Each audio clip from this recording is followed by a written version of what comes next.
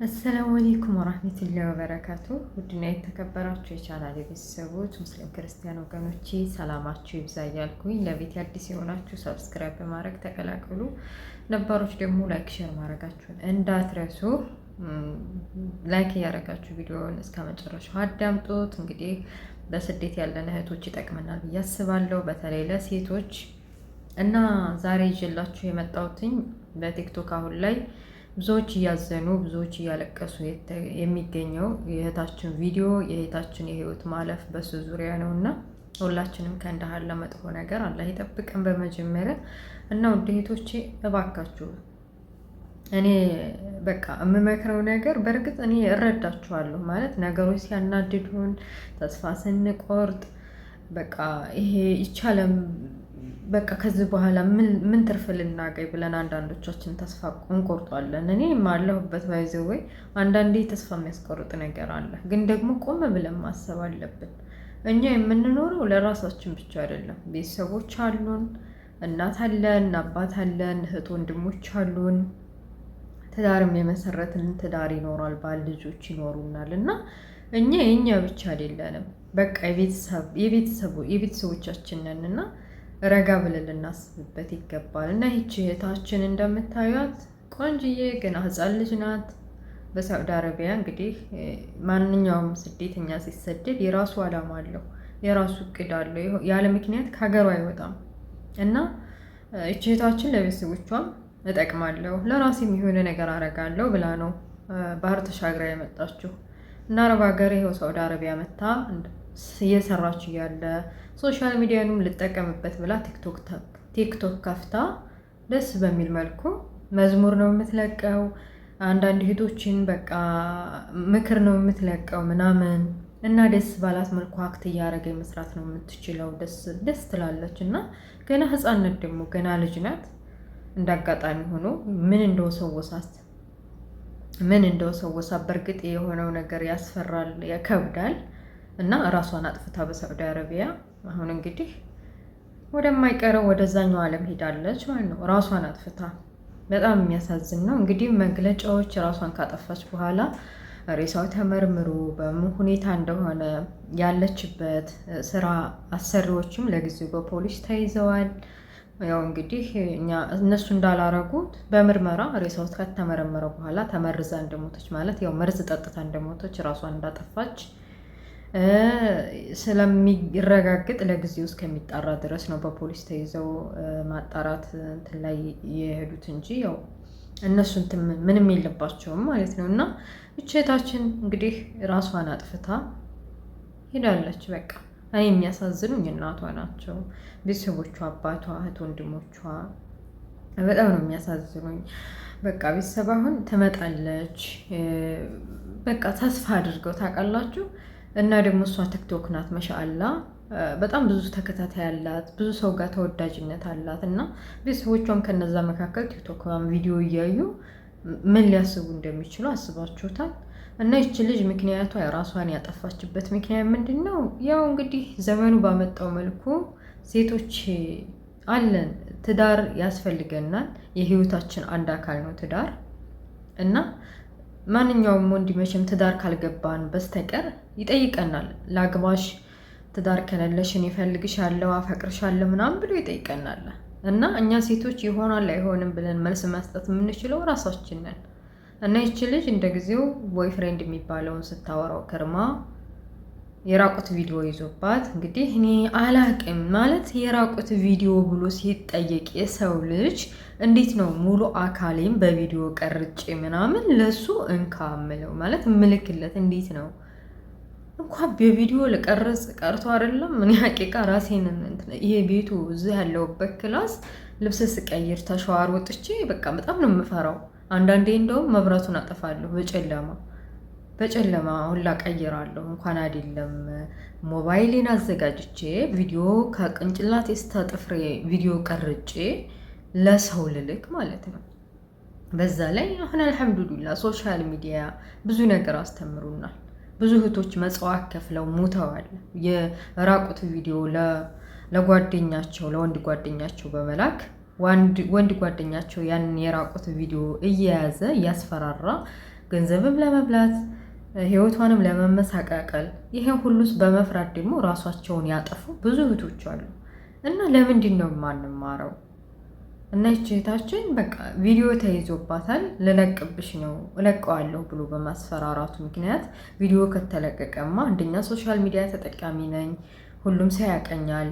ይሄ ቪዲዮ ከተለቀቀ በቃ ህዝቡ በሙሉ ዓለም በሙሉ ዓይንሽን ላፈር ይለኛል፣ መኖር አልችልም ብላ ራሷን መቆጣጠር አቅቷት፣ በዛ ላይ እንደዚህ አይነት ነገር ሲከሰት ወስዋስ አለ፣ ሸይጧን አለ፣ ይወሰውሰናል፣ በይ በይ በይ በይ ይለናል። ይሄን ነው እንዴት ነው የምትቋቋሚው? ይሄንን ቪዲዮ በዓለም እየታየ ራቁት የሆነ ቪዲዮ ራስሽን አጥፊ አጥፊ የሚል ሸይጧን ይገተግተናል። ለሸይጧን ቦታ ሰተን እጅ ሰተን የሚለውን ነገር በጆሮአችን ሰምተን የምንተገብረው ከሆነ ከባድ ነው። እና እውነት ቪዲዮውን ቤቷ ሄዳችሁ ስታዩ መዝሙር ነው፣ በቃ በጠቅላላ መዝሙር ነው። እና በእምነቷ ጠንካራ ትመስለኝ ነበረ። በጣም ከባድ ነው። እዛም ተሄዶ ከባድ ነው። እንደዚህ ራስን አጥፍቶ መሄድ ከባድ ነው። እና ይህች እህታችን እንደምታየው ገና ሕፃን ናት። ራሷን አጥፍታ የሚያሳዝኑኝ አንደሆነ እሷ ሄዳለች። ምን ይባላል?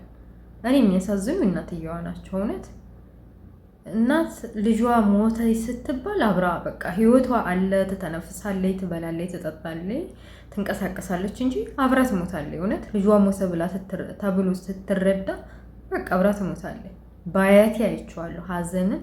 13 ልጆች ነበሯ። ከ14ቱ ሁለቱ ናቸው አሁን በህይወት ያሉት፣ እናቴና አንድ አጎቴ። ሀዘንን ያየው በአያቴ ነው። በጣም ይሰብራል። እንደ ማንኛውም ሰው ትበላለች፣ ጠጣለች፣ ግን አስቃ ትጫወት፣ ቅስሟ ስብር ብሎ ትክዝ ብላ ቁጭ ብላ እና እናቷ ይቺ ልጅ አሁን ምንድን ነው የምትለው? እኔ በጣም ነው ያሳዘነች። እውነት እናቷን ነው ቁጭ በቃ ፊት ለፊት እናቷን ቁጭ አድርጌ ሳስበው እምባዬ ነው የመጣው። እውነት በጣም ነው የሚያሳዝኑ ቤተሰቦቿ እና እህቶቼ። ለምንድን ነው እኛ ሰዎች ስንባል እኔ ለምሳሌ አሁን አይቀድረውና አይበለውና እንደዚህ አይነት ኬዝ ኑሮብኝ ራሴን አጥፍቼ ቢኖር እኔ እንጃ እናቴ እንዴት እንደምትኖር። እኔማ እንደውን ሙቻለሁ በቃ ሄጃለሁ እኮ አልመለስም። ግን እናቴ እንዴት ነው የምትኖረው? መኖር አይባልም። ልጄ ትመጣለች አንድ አመት ይሉ 2 አመት 3 አመት ይሉ 10 አመት ጠብቃ እመጣለሁ ብያ አይን እያየ በር እያየች በናፍቆት በእሳት ተቃጥላ መጨረሻ መርዶ ስትረዳ ከባድ ነው። እና እህቶቼ ከዚህ ከእህታችን እባካችሁ ለራሳችሁ እንኳን ባትኖሩ ለቤተሰቦቻችሁ ኑሩ፣ ለእህትና ለወንድሞቻችሁ ኑሩ፣ ለአባቶቻችሁ ኑሩ። ራሳችሁን የማፈልጉ ከሆነ ቤተሰቦቻችሁን አስታውሱ። ይቺ ልጅ በእርግጥ የራቁት ቪዲዮ ቢያዝብኝ ሳኔ በእርግጥ በመጀመሪያዎቹ ከባድ ነው። ማንኛውም ማህበረሰብ ጋር የራቁት ቪዲዮ ታየብኝ። ማንኛውም ማህበረሰብ ጋር እንዴት ነው የምኖረው? አይኔን እንዴት ነው የሚያውኝ? በቃ ቲክቶክ ሶሻል ሚዲያ አልወጣም፣ ጥርቅምቅም አድርጌ በቃ ኑሮዬን እቀጥላለሁ ብዬ ነው የማስበው። እንግዲህ በእርግጥ በቦታው ቢሆን ይከብዳል። በሰዓቱ እንደዚህ ኩኝ የራቁት ቪዲዮ ሸር ተደርጎ ሚዲያ እየታየ እንዴት ነው መኖር የምችለው ብዬ ማሰብ ይከብደኛል። ግን ደግሞ ብዙ አማራጮች አሉ ብዬ አስባለሁ። እኔ ስለ ተስፋ መቁረጥ አፌን ሞልቼ ተስፋ አትቁረጡ አልልም፣ በራሴ ስለማውቀው። ግን ባላህ ብርታትና ባላህ ጉልበት እዚህ ደርሻለሁ። እኔም ብዙ ጊዜ ሞክሬያለሁ፣ ግን አልሐምዱሊላህ እዚህ ደርሻለሁ። መጨረሻዬን ያሳምረው እንጂ እና አንዳንዴ ሳስበው ደግሞ ይች ልጅ ከሶሻል ሚዲያ ውጥት ብላ በቃ ወጥታ በቃ የራሷን ህይወት የማይሳሳት የለም። የሰው ቤት ተሳስቷል ልካለ የራቁት ቪዲዮ በቃ ከዛ በኋላ እምነቷን ይዛ በቃ ኑሮዋን ብትቀጥልስ መኖር ትችል ነበር እኮ። ለቤተሰቦቿ ስትል መኖር ትችል ነበር። እና ብቻ ፈጣሪ አላለውም። ሳዑዲ አረቢያ ያው እንግዲህ አሁን ሞታለች። እና ሳዑዲ ህግ ደግሞ ያው የክርስትና እምነት ተከታይ ነች፣ ጠለብ ናት እና መቀበር ትችል ነበር ማለት እዛ ሀገር መቀበር ትችል ነበር። ያው ግን የክርስትና እምነት ተከታይ ስለሆነች ህጉ አይፈቅድም። አክስቷና እህቷ ምናምን አሉ። እነሱ ተጠይቀው ሬሳ ምርመራ ተደርጎ እና አረቦቹም ታስረዋል፣ እነሱም ተለቀው ኤምባሲ ራሱ ወደ ኢትዮጵያ አስክሬን ወደ ኢትዮጵያ ለመሳፈር የቤተሰቦቿ የውክልና ወረቀት ከኤምባሲ መጥቶ ብዙ ፕሮሰሶች ከፖሊሶች ጋር ሁሉ ነገር ፊርማ ተደርጎ ወደ ሀገር ለመግባት ተወስኖ ቤተሰቦቿ እያወሩ ነው ያሉት። እና ከዚህ ከእህታችን ምን ትማራላችሁ ነው የምለው እኔ። ከጎኗ የሆነ ሰው ቢኖር በሰዓቱ ይህ ችግር ተፈጠረብኝ እኮ ብላ አማክራ እንደው እነዛ ከጎኗ የቆሙ ሰዎች እንደዚህ በቃ ከሶሻል ሚዲያ ጥፊና ህይወትሽን ቀጥይ ቢሏት ኖሮ፣ ግን ደግሞ ፈጣሪ አልፈቀደውም። ምን ታረጉታላችሁ? እና እባካችሁ እህቶች አወለም መጀመሪያ አሁን ባለንበት ዘመን ወንድ ያምኖ እንኳን አይደለም የራቁትን ፎቶ ከአንገቴ በላይ የተነሳሁትን ፎቶ ራሱ እኔ ወላሂ ሀቂቀተን በሶሻል ሚዲያ እንደዚህ በቪዲዮ መጣሁኝ እንጂ ፎቶ አልወድም። እውነት ፎቶ በቃ ፎቶ አልወድም። እንጃ ይከብዳል። እና አልሙህም ተማሩበት። በጣም ታሳዝናለች። እኔ እናቷ ናቸው ያሳዘኑኝ፣ አባቷ ቤተሰቦቿ ናቸው ያሳዘኑኝ። በተለይ እናትየዋ በጣም ነው ያሳዘኑኝ። ትመጣለች ብለው ተስፋ አድርገው እና አላህ ከመጥፎ ነገር ይጠብቀን። አላህ ከእንዲህ አይነት ነገር ይጠብቀን። እና ወንዶችም እባካችሁ ላይሆንላችሁ ላታገቡ በእህቶቻችሁን የማይደረገውን የማይፈጸመውን ነገር በሌላ ሴት ላይ መፈጸም ምን አስፈለገ? አሁን ይችን ልጅ ወሱሶ እንግዲህ ቪዲዮዋን ሼር አድርጋለሁ ብሎ እንደዚህ ህይወቷን ቅጭት ያደረገው ወንድ እንዴት አይነት ሰው እንደሆነ ፈጣሪ ይወቀው። ከሴት ማህፀን ወጥቶ ሰው እንዴት ይጨክናል? እና ወንድ ቤተሰቦች የእናንተስ ምን ትላላችሁ? እኔ ወላሂ ለቤተሰቦቿ ነው የተጨነኩት። እሷማ እንደሆኑ ሄዳለች፣ በቃ አትመለስም። ለወዳጅ ዘመዶቿ መጽናናትን እመኛለሁ።